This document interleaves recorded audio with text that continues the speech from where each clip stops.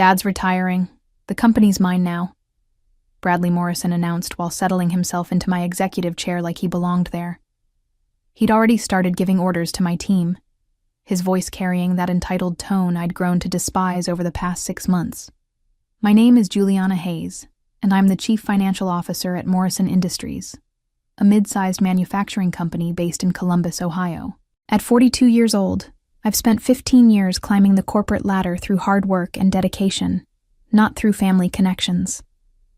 Unlike Bradley, who at 35 still acted like a spoiled child despite his MBA from an expensive private school. I stood in the doorway of my own office, watching this theatrical performance unfold. Bradley had positioned himself behind my mahogany desk, already rifling through confidential financial documents that he had no legal right to access. His expensive suit couldn't hide the smugness radiating from every gesture as he picked up my personal coffee mug and took a sip. "Excuse me," I said, keeping my voice level despite the rage building inside me. "This is my office." Bradley looked up with mock surprise, as if he'd just noticed me standing there. "Oh, Juliana, good timing. I was about to call you in." He gestured to the chair across from my own desk, the chair where clients typically sat. "Please, have a seat. We need to discuss the transition." The audacity was breathtaking. I'd been expecting something like this ever since Mr. Morrison's health scare 3 months ago, but seeing it happen still felt surreal. Bradley had been circling the company like a vulture, making increasingly bold moves to position himself as the heir apparent. The board meetings where he'd started showing up uninvited, the casual comments about family legacy, and the way he'd begun introducing himself to new clients as the future CEO. "Bradley," I said calmly, "your father hasn't made any official announcements about retirement. The board hasn't voted on succession planning. You can't just..." "Can't I?" He leaned back in my chair, fingers steepled like some corporate mastermind from a bad movie. "Look around, Juliana. This is a family business. Has been for 30 years. When Dad steps down, it goes to family. That's how these things work." Behind him, I could see my financial team through the glass walls, their faces a mixture of confusion and concern. Bradley had already started barking orders at them when I'd stepped out for my morning meeting with the auditors. Jennifer, my senior analyst, caught my eye and mouthed, "What do we do?" I gave her a subtle shake of my head, signaling her to stay calm. What Bradley didn't know was that I'd been quietly building a case against him for months. Those late nights he assumed I was working on quarterly reports. I'd been documenting his financial irregularities instead. The suspicious transactions, the shell companies, the missing funds. I had it all. And now, watching him claim ownership of a company he'd been systematically robbing, I knew the time had come to act. My journey at Morrison Industries began 15 years ago when I started as a junior accountant fresh out of Ohio State. Mr. Morrison himself had hired me, impressed by my attention to detail and my genuine passion for financial analysis. Back then, the company was smaller, more personal. Everyone knew everyone, and there was a real sense of family among the employees. Mr. Morrison treated me like a daughter, mentoring me through complex deals and trusting me with increasingly important responsibilities. When the previous CFO retired 5 years ago, he didn't hesitate to promote me over several external candidates with more experience. "Juliana understands this company's heart," he'd told the board. "She'll protect what we've built here."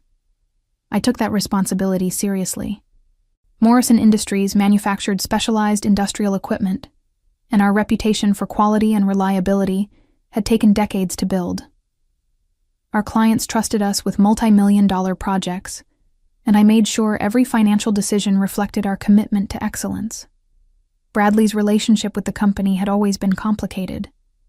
As the only son, everyone assumed he'd eventually take over, but Mr. Morrison had been reluctant to hand him real responsibility. Bradley would show up sporadically, fresh from another failed venture or extended European vacation, expecting to be given a corner office and an executive salary.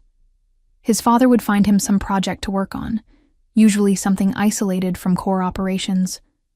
The first red flags appeared about 8 months ago. I noticed unusual wire transfers. Modest amounts at first, maybe $10,000 or $15,000 going to vendors I didn't recognize. When I asked Bradley about them, since they were processed through his departmental budget, he'd wave me off with vague explanations about new supplier relationships and market research initiatives. But the amounts kept growing. 20,000 here, 30,000 there. The vendor names were generic, things like Midwest Business Solutions and Industrial Consulting Group. When I tried to verify these companies online, I found bare-bones websites with stock photos and minimal contact information. Classic shell companies. I started keeping detailed records, screenshots of wire transfers, copies of purchase orders, documentation of every suspicious transaction. I even hired a private investigator to trace some of the shell companies, and what I found made my blood run cold. They all traced back to Bradley through a web of limited liability companies and business partnerships. He was stealing from his own father's company. The monthly theft had escalated to over $200,000 by the time Mr. Morrison had his heart attack 3 months ago. While his father was in the hospital fighting for his life, Bradley was systematically draining the company's accounts. The man who claimed to love this business was destroying it from the inside. I'd been waiting for the right moment to expose him, gathering evidence and building an airtight case. I needed Bradley to make a move that would clearly demonstrate his intent to defraud the company on a larger scale. His announcement today, his assumption of control without proper authority, this was exactly what I'd been waiting for. Now, watching him rifle through confidential documents while making plans to restructure his company, I felt a cold satisfaction. Bradley had just handed me everything I needed to destroy him completely. The crucial setback came when Bradley called an impromptu meeting with my entire financial team. I watched through the glass walls of my office as he gathered them around the conference table, his body language screaming authority he didn't legally possess. "Listen up, everyone," Bradley announced, standing at the head of the table like he'd been leading meetings there for years. "There are going to be some changes around here. Big changes." I moved closer to the door, straining to hear every word. This was it. The moment Bradley would overplay his hand completely. "First thing," he continued, pulling out a leather portfolio that looked more expensive than most people's monthly salary. "We're restructuring the entire finance department. Juliana's been too conservative with our investments, too cautious with our growth strategy. We're leaving money on the table." Jennifer, my senior analyst who'd been with the company for 7 years, raised her hand tentatively. "Bradley, shouldn't we wait for your father's official announcement? And shouldn't Juliana be part of this conversation?" Bradley's expression darkened. "My father is stepping down for health reasons. The transition is happening whether Juliana likes it or not. And frankly, her resistance to change has been holding this company back for too long." The lies flowed so smoothly, I almost admired his confidence. Almost. "Second," he continued, "we're implementing new vendor relationships immediately. I've identified several consulting firms that can help us modernize our operations. We'll be moving significant funds to accelerate these partnerships." I felt my heart rate spike.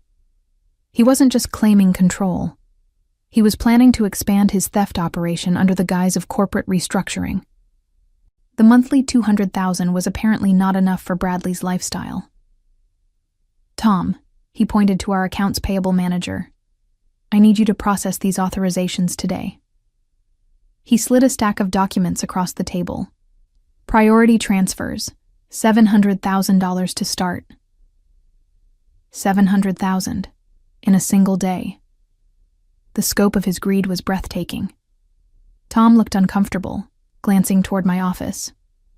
"Bradley, these amounts require CFO approval. Company policy states that any transfer over 50,000 needs Juliana's signature and board notification." "Not anymore," Bradley snapped. "Policy is changing. I'm authorizing these transfers under emergency executive powers during the leadership transition." Emergency executive powers. The phrase would have been laughable if it weren't so terrifying. Bradley was inventing authority that didn't exist, betting that people's respect for the Morrison name would override their adherence to proper procedures. But he'd made a critical mistake. Everything he'd just said was being recorded by the conference room's standard recording system, a system I'd discreetly activated when I saw him gathering my team. His claims of authority, his plans to move $700,000 to shell companies, his dismissal of board oversight, it was all being documented in real time. I stepped back into my office and quietly began packing my personal belongings. I'd heard enough. Bradley had just confessed to planning the largest single theft in company history, and he'd done it in front of witnesses while being recorded. The trap he'd been setting for himself over the past 8 months had finally snapped shut. I moved with deliberate calm, placing my personal items into a cardboard box while Bradley continued his hostile takeover in the conference room. My framed photo with Mr. Morrison at last year's company picnic, my Ohio State coffee mug, the small cactus plant that had survived 5 years of office fluorescent lighting. Each item went into the box with careful precision. The symbolism wasn't lost on me. Bradley thought he was watching me admit defeat, packing up in surrender while he claimed his birthright. He had no idea I was loading ammunition. Through the glass wall, I could see him growing more animated, more confident with each passing minute. He'd moved to the whiteboard now, sketching out organizational charts that put him at the top of every decision-making process.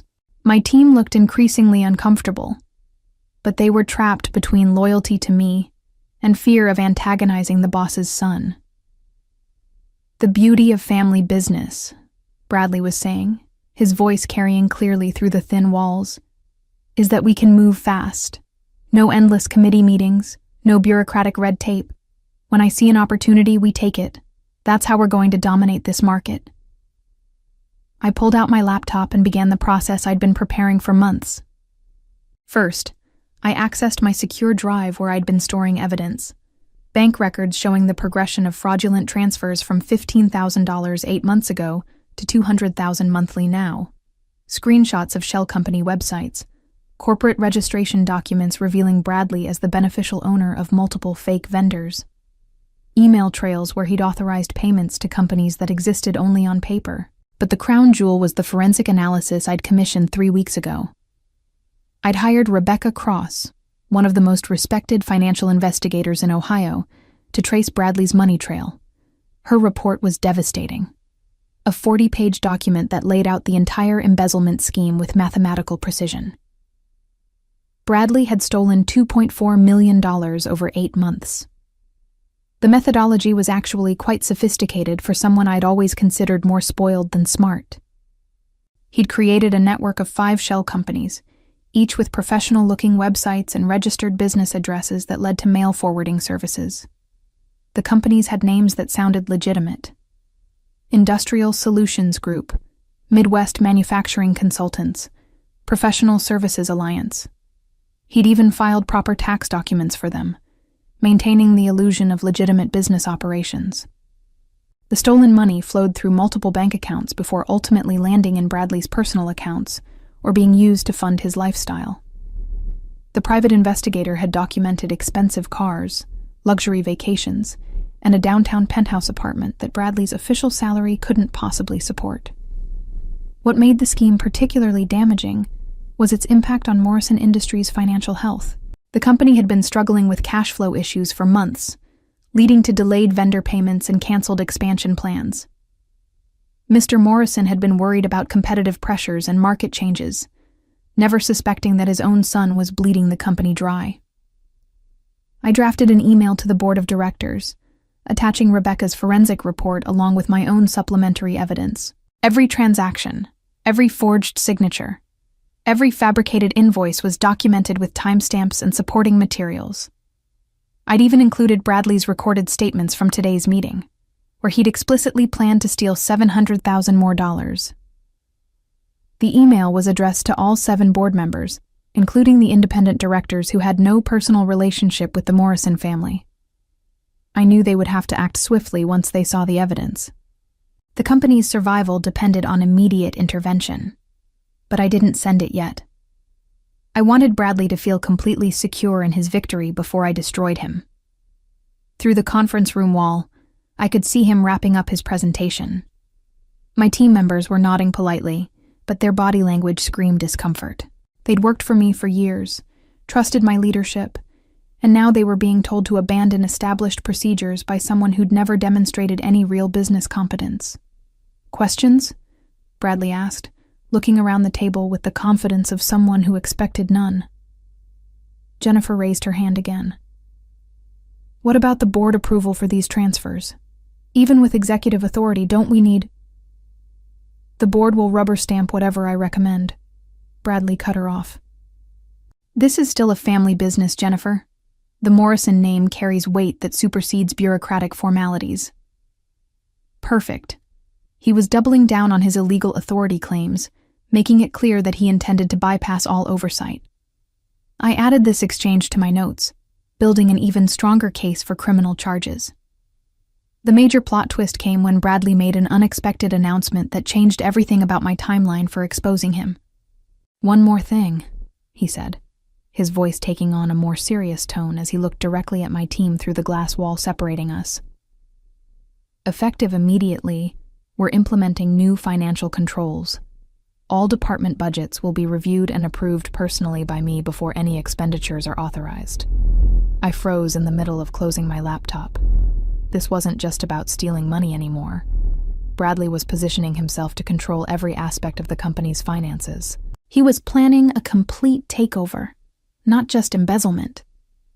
"Additionally," Bradley continued, and I could see him pulling out a thick legal document from his portfolio, "I'm announcing that Morrison Industries will be restructured as Morrison Holdings, with myself as Chief Executive Officer and President. My father will retain the honorary title of Chairman Emeritus, but all operational decisions will flow through me." The conference room went completely silent. Even from my office, I could feel the shock radiating from my team.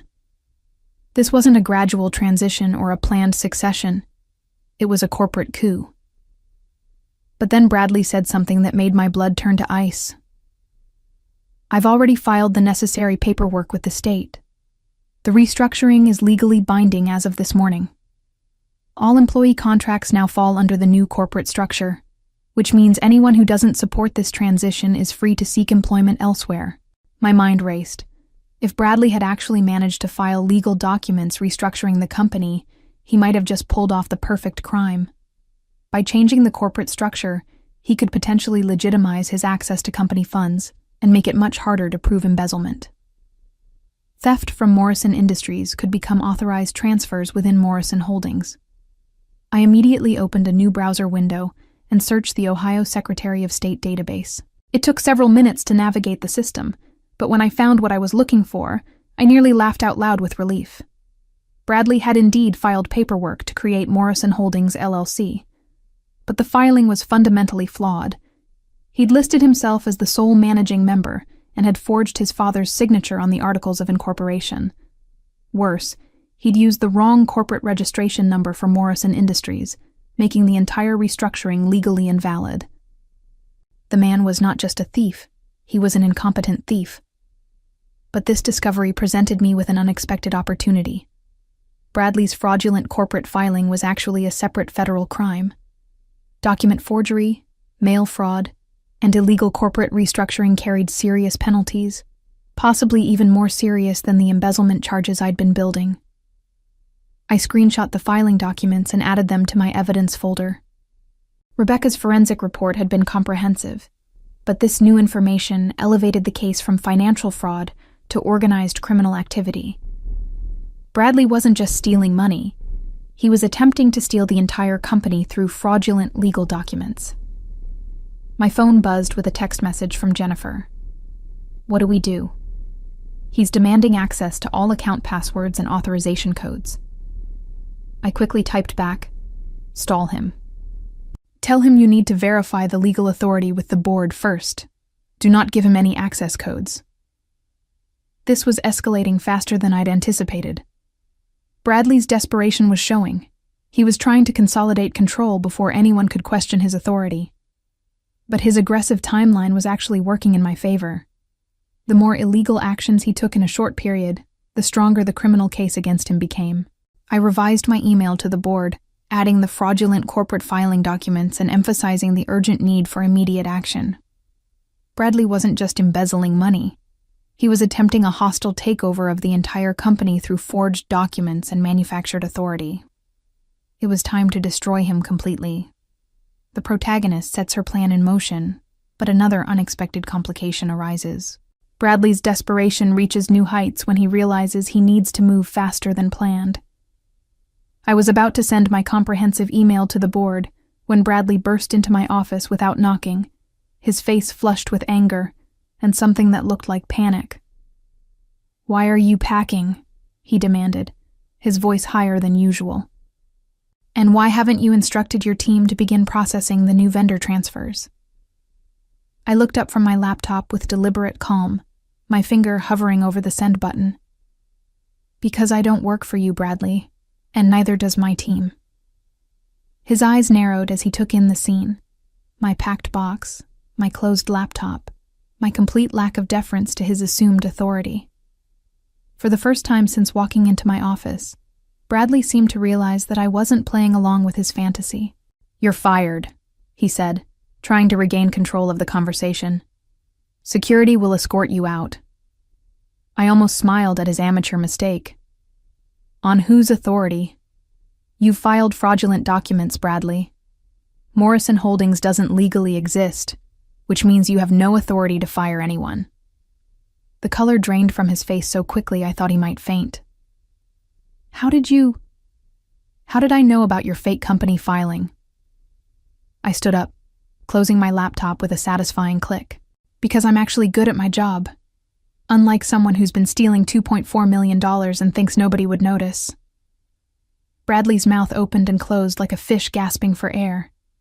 The exact number, 2.4 million, had clearly shocked him. He'd probably assumed his thefts were too small and scattered for anyone to track comprehensively. "That's impossible," he whispered. "You can't know that. Shell companies, Bradley, Industrial Solutions Group, Midwest Manufacturing Consultants, Professional Services Alliance." I recited the names of his fake companies like I was reading from a grocery list. 5 companies total, all registered to mail forwarding services, all receiving fraudulent payments authorized by you. His face went from pale to greenish. I could practically see his mind racing, trying to calculate how much evidence I might have and how much trouble he was in. "You're bluffing," he said, but his voice lacked conviction. "Even if you suspected something you couldn't prove." "Rebecca Cross," I interrupted. "Professional financial investigator, 40-page forensic report documenting every fraudulent transaction over the past 8 months. Bank records, corporate filings, money trails, forged signatures, everything." Bradley grabbed the back of my chair for support, his knees apparently no longer willing to hold his weight. The magnitude of his exposure was finally sinking in. "What do you want?" he asked quietly. "Money? A promotion? I can make this worth your while." Now I did smile. "What I want, Bradley, is justice and accountability, and for you to face the consequences of stealing from a company your father spent 30 years building." "You don't understand," he said desperately. "If this comes out, it destroys everything. The company, the family reputation, all of it. My father's life work." "No," I corrected him. "Your theft destroys everything. My job is to stop you before you steal even more." I picked up my laptop and moved toward the door. "The board will be receiving my complete report in about 30 seconds. I suggest you use that time to call a good criminal defense attorney, because you're going to need one." Bradley lunged forward, trying to grab my laptop, but I was already out the door. Behind me, I could hear him shouting something about company loyalty and family betrayal, but the words sounded distant and pathetic. As I walked past the conference room, I saw my team still sitting around the table, looking confused and worried. I gave Jennifer a small nod and hit send on my email to the board. The trap had been sprung. Now came the reckoning. I walked calmly to the elevator, my laptop bag slung over my shoulder, and my cardboard box balanced in my arms. Behind me, I could hear Bradley's voice rising in panic as he called someone, probably a lawyer. though I doubted any attorney could save him from what was coming. The elevator doors closed just as my phone started ringing. Board Chairman Douglas Westfield's name appeared on the screen. Juliana. His voice was tight with concern when I answered. I just received your email. Please tell me this isn't real. It's all documented, Mr. Westfield. Every transaction, every forged signature, every fake company. Bradley has stolen $2.4 million over 8 months, and this morning he tried to steal $700,000 more. A long pause. The recording you included? That's really him planning additional theft? Recorded 40 minutes ago in the conference room. He also filed fraudulent corporate documents this morning, attempting to restructure the company under his control without board approval or legal authority. Jesus Christ. I could hear papers rustling as Westfield reviewed the evidence. Juliana, we need an emergency board meeting immediately. Can you be available this afternoon? Of course. But Mr. Westfield, there's something else you should know. Bradley is in my office right now trying to authorize additional transfers. My team is stalling him, but he's desperate. If you're going to act, it needs to be today. I'm calling the police, Westfield said grimly. This is beyond board discipline. This is criminal fraud. Through the elevator's glass walls, I could see Morrison Industries' lobby, where I'd walked in as an excited junior accountant 15 years ago. Today, I was walking out as the person who'd saved the company from destruction. Mr. Westfield, I said as the elevator reached the ground floor. There's one more thing. I recommend you secure all financial systems immediately. Change passwords, freeze authorization codes, everything. Bradley is going to try to move money the moment he realizes what's happening. Already on it. And Juliana, thank you. You just saved this company. I drove to a coffee shop 3 blocks away and waited. It took exactly 22 minutes. The first sign was the police cars, 3 of them, including an unmarked detective vehicle, pulling into Morrison Industries' parking lot with lights flashing but no sirens. Through the shop window, I watched officers in business suits walk purposefully toward the building's main entrance. My phone buzzed with a text from Jennifer. Police are here. Bradley's in handcuffs. I allowed myself a small smile as I sipped my coffee. The speed of law enforcement's response spoke to the seriousness of Bradley's crimes. Financial fraud involving millions of dollars and forged corporate documents wasn't something they treated lightly. 10 minutes later, my phone rang again. This time it was Rebecca Cross, the financial investigator. Juliana, I just got a call from the district attorney's office. They want my complete report for the prosecution. How did this move so fast? Bradley got greedy, I explained. He tried to steal $700,000 more this morning and claimed executive authority he doesn't have. The board had no choice but to act immediately. Smart timing on your part. By waiting until he overplayed his hand, you made the case ironclad. No jury will have sympathy for someone who stole from his own father's company while planning to steal even more. Through the coffee shop window, I could see a news van pulling into the Morrison Industries parking lot. Word was already spreading about the arrest of a prominent local businessman's son for embezzlement and fraud. My phone buzzed with another text, this time from Douglas Westfield. Emergency board meeting at 6 p.m. We need to discuss your role going forward. I finished my coffee and headed back to face whatever came next. Bradley's reign of theft was over, but the real work of rebuilding Morrison Industries was just beginning. Bradley Morrison faced federal charges for embezzlement, mail fraud, and filing false corporate documents, ultimately receiving a 7-year prison sentence and being ordered to pay $2.4 million in restitution to Morrison Industries. His criminal conviction destroyed any possibility of inheriting or participating in the family business, while the media coverage of his systematic theft from his own father's company made him unemployable in any position requiring financial responsibility or trust. The scandal forced Mr. Morrison to undergo extensive therapy and restructure his estate planning, publicly acknowledging that his son's crimes had nearly destroyed the business he had spent 3 decades building.